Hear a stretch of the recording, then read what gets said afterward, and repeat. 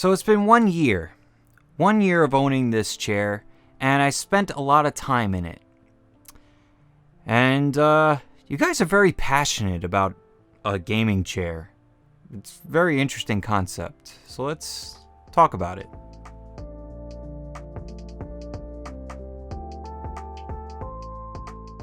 Welcome back to the Rebel Tech channel. I'm Justin, and in this video, we're just going to have a quick recap of the past year of owning the Respawn 110 gaming chair. And as I said, you guys are very passionate about this, and that's saying it kindly, because some of you are just very aggressive, and I appreciate the passion, but some of the comments have been a kind of aggressive on just the gaming chair about my opinion on said gaming chair.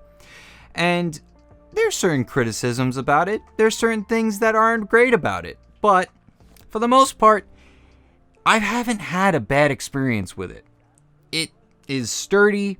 A year later, it's in good shape. I mean, yeah, certain things, little wobbles here and there, and just annoying things that if I spent a little bit more on it, I'd be annoyed.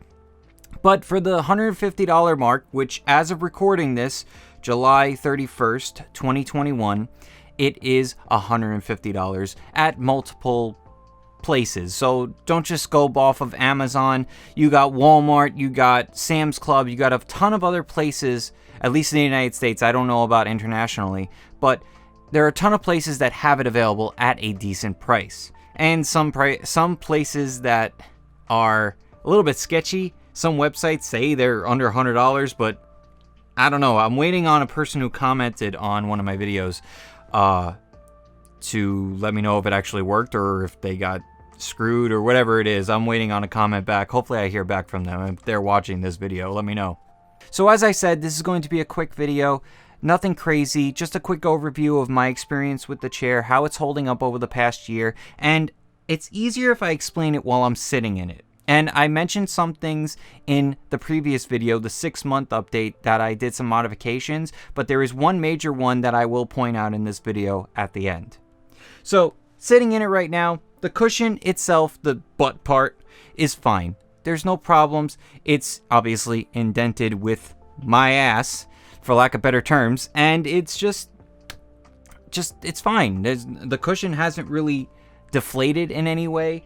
As I said in the previous videos, I have these indents on the armrests. They do not go back to their normal form. That's my criticism on the armrests. The armrests are a little bit wobbly, but they haven't really affected the performance of the chair, for me at least. If I was to adjust it or modify it a little bit, I'd put better screws in. I think the screws are a little bit too short for it. So if I was to put better screws in, I think it would work a little bit better. But for the most part, it's not falling apart and it feels fine. I barely even notice it. If I try to wobble it, I will notice it, but in my regular day use, I don't notice it. The next major point is leaning back and forth. Obviously, works just fine. No problems there. And I really enjoy having the flexibility of not having notches, and it's just kind of resistance based, as opposed to, as you know, in some office chairs they have notches, specific places where you can go back, but this is not that case. It's resistance based, and you could go to basically anything from there to 180 degrees. One other refresher, the lumbar support still works fine. I cut those straps off. Some people like them. I particularly don't. I like having the flexibility of actually moving it around in a specific spot, which the straps kind of compromise that a little bit. Also, they got in the way. So they're gone. No big deal. For me, that's how it worked for my my back and everything in the comfort department. Now, one more thing about the chair before we get to my finale and last modification that I probably will make on this chair. The leg rest, it works fine. I've seen some comments and some reviews on certain websites that say that it breaks and sometimes we put too much weight. Yeah, of course, if you put too much weight on it, it's going to break. But I don't use it enough, one, to compromise it in any way. And when I do use it, it works fine. It's okay. It's not great because it's just not my style. It's nothing wrong with it. It's just not my style. I thought I was going to like it, and I thought it was going to be something that would be unique to this chair to make it worthwhile. But the next chair that I get eventually in a couple of years, maybe a year, I don't know when, but the next chair I get is probably going to be a Secret Labs chair. I'm going to save up some money and buy a Secret Labs chair because I know a couple of people who have them, and they are very well made and very just good for comfort and good for an overall desk, office, whatever chair you have or want to use. Now lastly, the last thing I want to point out about this chair 1 year later, and I'm kind of hinted at this before in a couple of videos about this chair, but I finally did it, and it's down here. Don't get too excited, it's nothing too naughty.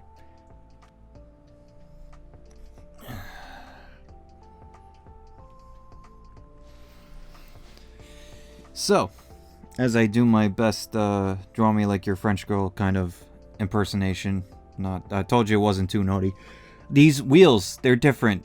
Just so you know, they're like a rollerblade wheel kind of style, and they're more thin, more narrow, and I like the way they roll mostly because I don't get hung up as much while turning.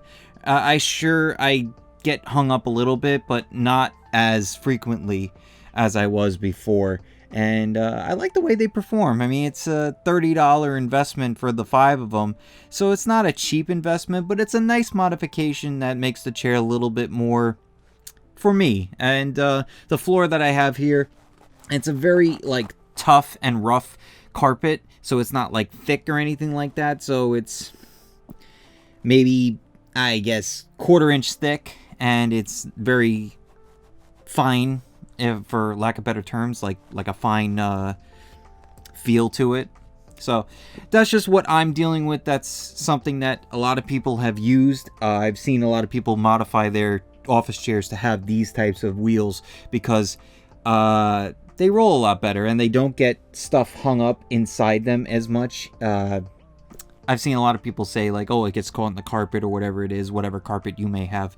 But if you're of a similar style like this, if you have a wood floor or a tile floor, it won't leave scuff marks as much because the other ones can leave a residue or some type of black mark. These, I believe, are nylon, so they won't leave a mark. You really have to try to leave a mark with these. But that's enough time on the floor. Let's finish this video up. So that's it. That's all I got for you today. That is 1 year of me owning the Respawn 110 gaming chair. It's not a perfect chair, but as I keep saying in previous videos and now, if you can get it between $100 and $150, it's a good price for a good chair. And eventually, if you are in the market for a higher budget chair, I go for the Secret Labs chairs and just invest in a good chair. For this, I only had this much to invest in a chair, and it's pretty good. It's not bad. It's not perfect. I'm not saying it's the perfect best gaming chair ever. I'm just saying that it's good for me and good for my budget right now, and it will serve me well in the near future. I know eventually I'll get a Secret Labs chair, so that's just on the horizon and in the future. So thank you all for watching. Hope you all enjoyed it. If you liked the video, please hit the like button down below. It'd be greatly appreciated, and it helps this video, helps this channel get out to more people. You know, that whole algorithm thing. And down in the comments, leave your comments. I know you guys are passionate about this stuff, so just be nice, please. That's all I ask. And if you have any questions, comments on anything else that I cover, you could catch me on my stream on the weekends, either a Saturday or a Sunday. I'm trying to do both days, but right now it's kind of hectic and crazy. So just be vigilant with when I put up that notification of when I go live. Also, if you are interested in what I'm doing around here and interested in what's to come, please hit the subscribe button. It'd be greatly appreciated. We're almost there. We're almost monetized, so keep an eye out for that. It's going to be a fun time. And until next time, take care, and I'll see you in the next video. The only thing that I want to do is I want to pet that lemur. And no, that's not a euphemism.